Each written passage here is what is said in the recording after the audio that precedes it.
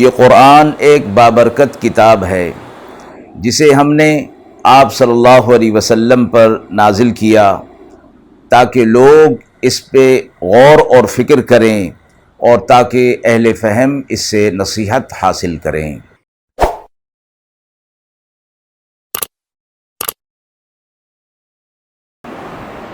بسم اللہ الرحمن الرحیم۔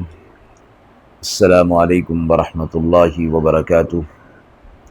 ناظرین کرام، درس قرآن مجید کے آج کے اس پروگرام میں ہم سورۃ الانعام کی آیت نمبر 99 تا 102 کا ترجمہ اور تفسیر پیش کر رہے ہیں، اور آخر میں پوچھے گئے سوال کے جوابات ہوں گے۔ اعوذ باللہ من الشیطان الرجیم، بسم اللہ الرحمن الرحیم۔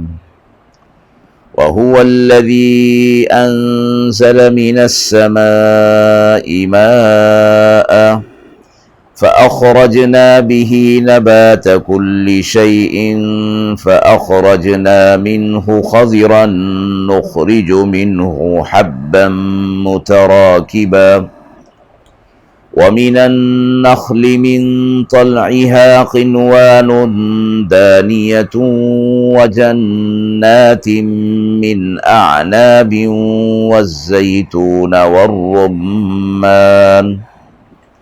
والزيتون والرمان مشتبها وغير متشابه انظروا إلى ثمره إذا أثمر وينعه إن في ذلكم لآيات لقوم يؤمنون۔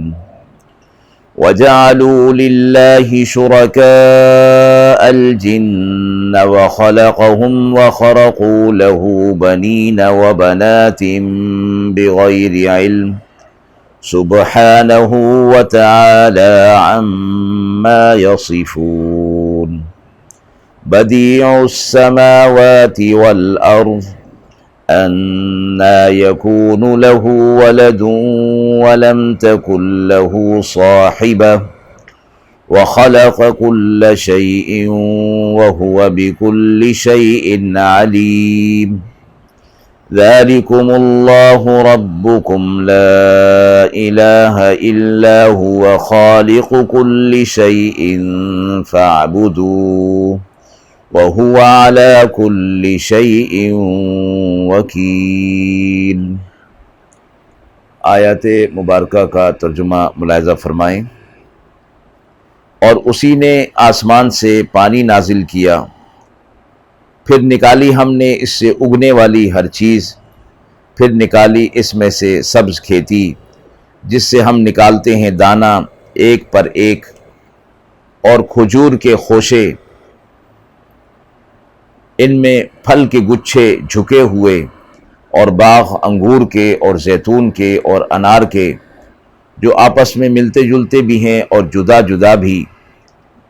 نظر کرو ہر ایک درخت کے پھل کو جب وہ پھل لاتا ہے اور اس کے پکنے کو، ان چیزوں میں نشانیاں ہیں ان لوگوں کے لیے جو ایمان رکھتے ہیں۔ اور ٹھہراتے ہیں اللہ کے ساتھ شریک جنوں کو، حالانکہ اس نے ان کو پیدا کیا، اور تراشتے ہیں اس کے لیے بیٹے اور بیٹیاں بغیر علم کے۔ وہ پاک ہے اور بہت دور ہے ان باتوں سے جو یہ اس کے حق میں کہتے ہیں۔ نئی طرح پر بنانے والا آسمان اور زمین کا، کیوں کر ہو سکتا ہے اس کے لیے بیٹا حالانکہ اس کے لیے کوئی عورت نہیں؟ اور اس نے بنائی ہر چیز اور وہ ہر چیز کا علم رکھتا ہے۔ یہی اللہ تمہارا رب ہے، اس کے علاوہ کوئی معبود نہیں، اور وہ ہر چیز کا پیدا کرنے والا ہے، سو تم اسی کی عبادت کرو، اور وہ ہر چیز کا کارساز ہے۔ ان آیات کا تسلسل بھی پچھلی آیات کے ساتھ ہے، جیسا کہ پچھلی آیات میں توحید کی نشانیاں بیان کی گئی تھیں۔ ان آیات میں بھی توحید کی نشانیاں بیان کر کے اللہ رب العزت کی وحدانیت اور وحدہ لا شریک اور معبود ہونے کا اقرار ان آیات کے اندر فرمایا گیا ہے۔ پہلی آیت میں فرمایا آسمان سے پانی کا نازل کرنے والا بھی اللہ ہے، اور پھر اسی پانی سے اللہ سبزی اور کھیتی نازل کرتا ہے، اور ان میں پھر دانے پیدا کرتا ہے، پھر ان دانوں سے پھر دوبارہ کھیتی اور سبزی پیدا ہوتی ہے۔ اور کھجور کے خوشے دیکھتے ہو تم کہ پھل کے گچھے ہیں اور جھکے ہوئے ہیں، اسی طرح باغ انگور کے اور زیتون کے اور انار کے ایک جیسے بھی اور ایک دوسرے سے الگ بھی۔ پھر فرمایا کہ تم ذرا اس پر غور کرو کہ درختوں کے اوپر پھولوں کا اور پھلوں کا لگنا، اور پھر ان کا کھلنا اور پکنا، پھلوں کا پکنا، ان تمام مراحل میں کوئی اور شریک نہیں، صرف اللہ ہی یہ کام کرنے والا ہے۔